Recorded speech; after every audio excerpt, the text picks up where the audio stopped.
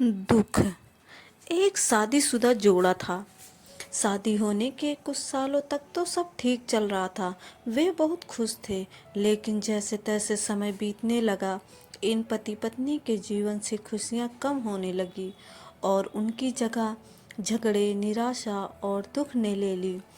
पति पत्नी एक दूसरे से काफ़ी ज़्यादा प्रेम करते थे, इसलिए वे चाहते थे कि उनका जीवन फिर से खुशियाँ से भर जाए। दोनों अपना जीवन पहले की तरह बनाने के लिए कोशिश करने लगे, लेकिन उनकी लाख कोशिशों के बावजूद उनका जीवन वैसा नहीं हो पा रहा था जैसा वो चाहते थे। जब ज़्यादा बड़ा बदलाव नहीं नजर आया तो वे दोनों अपने कुलगुरु के पास जाकर इस समस्या का समाधान पाने का निर्णय लिया। वे अपने कुलगुरु के पास पहुँचे, उन्हें अपनी समस्या के बारे में विस्तार से बताया। उनकी बात अच्छे से सुनने और समझने के बाद कुलगुरु ने उन्हें एक उपाय बताते हुए कहा कि अगर आप दोनों किसी ऐसे जोड़े को खोज लेते हो तो जो संपूर्ण रूप से खुश है, तो उसके कपड़े का एक टुकड़ा ले लेना। बस उसी दिन से आपका जीवन बदल जाएगा और आपको वैसा जीवन मिलेगा जैसा आप चाहते हैं। पति पत्नी इस उपाय को सुनकर खुश हो गए। उन्हें लगा कि ये अच्छा है, क्योंकि उन्हें ऐसे जोड़े की तलाश करने में ज़्यादा समय नहीं लगेगा जो पूरी तरह से खुश हो, और साथ ही साथ उन्हें थोड़ा घूमने का मौका भी मिल जाएगा। इस जोड़े ने सोचा, सबसे ज़्यादा सुखी जोड़ा वही हो सकता है जिनके पास धन धान्य की कमी ना हो। इसलिए उन्होंने सबसे पहले अपने राजा और रानी को मिलकर उनसे पूछना बेहतर समझा कि क्या वो संपूर्ण रूप से भी खुश है या नहीं। दोनों ने किसी तरह राजा और रानी को एक बार उनसे मिलने के लिए राजी कर लिया। जब वे दोनों राजा रानी को मिलने गए तो उनका काफ़ी अच्छे से स्वागत किया गया और खाने पीने को भी अच्छे से खिलाया गया। वे दोनों राजा रानी के साथ में बैठे थे। तब मौका देखकर उन्होंने राजा रानी से पूछ लिया कि क्या वो अपने जीवन में खुश हैं।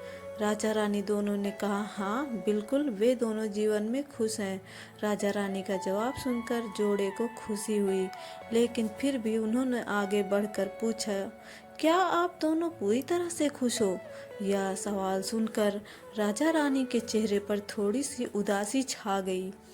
राजा ने कहा, हालांकि भगवान ने हमें जीवन में हर वह वस्तु दी है जिसकी ज़रूरत होती है, या यूं कहूँ कि ज़रूरत से ज़्यादा ही दी है, लेकिन एक संतान सुख अब तक हमें नसीब नहीं हुआ। राजा का जवाब सुनकर जोड़े को पता चल गया कि वे संपूर्णतः सुखी नहीं हैं। उन्होंने अपना सफ़र आगे जारी रखा। उन्हें पता चल चुका था कि दूसरे राज्य में एक बहुत धनी सेठ है। इस सेठ के पास धन दौलत के साथ साथ बाल बच्चे भी थे, इसलिए उन्होंने उनसे जाकर पता करना चाहा कि क्या वो पूर्णतः सुखी है या नहीं।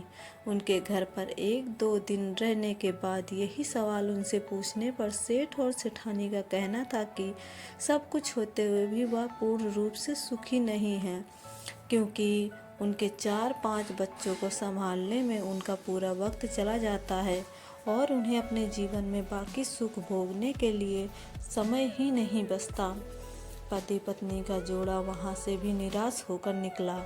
वे अपने जान पहचान और अनजाने कई लोगों से मिले, पर अंत में उन्हें यही पता चला कि सबके जीवन में कोई न कोई ऐसा कुछ तो कमियां हैं जिनकी वजह से वो अपने आप को पूर्णतः सुखी नहीं समझते।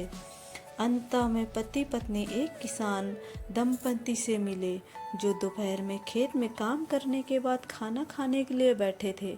उनके चेहरे पर जो बेफिक्री और शांति उन्होंने देखी वो पहले किसी के चेहरे में नहीं देखी। जोड़े को लगा कि शायद अब उनकी तलाश खत्म हो जाएगी। किसान पति पत्नी के पास जाकर दोनों ने उनसे पूछा कि क्या वो अपने जीवन में खुश है। किसान और उनकी पत्नी ने कहा, बिल्कुल, वो खुश हैं। जोड़े ने किसान से अपना अगला सवाल भी किया कि क्या वो जीवन में पूर्णतः खुश हैं। किसान ने मुस्कुराते हुए कहा, बिल्कुल, दुखी होने के लिए उसके पास कोई कारण ही नहीं है। ऐसे ही हर तरह से सुखी दंपति की तलाश कर रहे जोड़े ने जब खुश होकर अपने सफ़र और कारण के बारे में बताते हुए किसान से उसके कपड़े का एक टुकड़ा मांगा, तब किसान चिंतित होकर बोला कि अगर उसके पास एक से ज़्यादा कपड़े होते तो वो ज़रूर उन्हें अपना कपड़ा फाड़ कर दे देता। इसका यह मतलब था कि किसान भी पूरी तरह से खुश नहीं था, क्योंकि उसको चिंता थी अगर उसका कपड़ा फट गया तो अगले दिन वह क्या पहनेगा। अपनी खोज में पूरी तरह असफल हो चुके पति पत्नी को आखिरकार ये समझ में आ गया कि पूर्णतः सुखी और खुश इस संसार में कोई भी नहीं है। ये हमारे विचार ही होते हैं जो हमें किसी वस्तु को लेकर सुखी या दुखी, खुश या नाखुश करते हैं।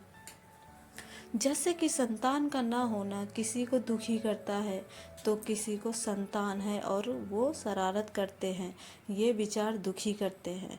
किसी को कम धन होना दुखी करता है, तो किसी को ज़्यादा धन कोई चुरा ना ले, ये विचार दुखी करते हैं।